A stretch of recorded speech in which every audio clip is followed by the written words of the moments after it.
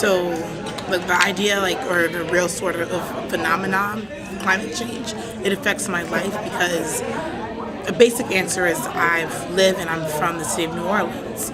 So that's obvious to people as to why the idea of climate change affect people in New Orleans. But to get deeper, I live in the coastal South.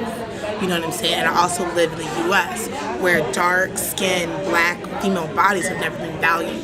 And so that sort of combination makes the idea the framework of climate justice and the actual policies that have resulted in our climate change the way it is really important in the work that I do, because I'm a member of a group. We have a co-founder, Shana Griffin, the Women's Health and Justice Initiative, and our mission, our goal is to render visible the experiences of women and girls of color, and to organize around various forms of violence that affect how we live, how we access our bodies, our sexuality, and our reproduction. And climate change is a part of that, and the struggle or the goal to attain to climate justice is also a purpose of that. I still don't really have a sense of what climate justice is. I couldn't this is what it is, but I know the work that we do informs climate justice and is a part of the climate change framework. I came to this meeting because I'm really interested in learning more about what the climate agenda, the fair climate agenda is. I thought that I want more about climate justice, but I think I can go to other things for that and read more about that, so I'm not too concerned about that. In my experiences here in New Orleans, in the coastal South U.S., it is related to women in the global region because the same policies that affect my agency in the U.S. affect International Women's Agency, because people often think, U.S. policy affects people internationally.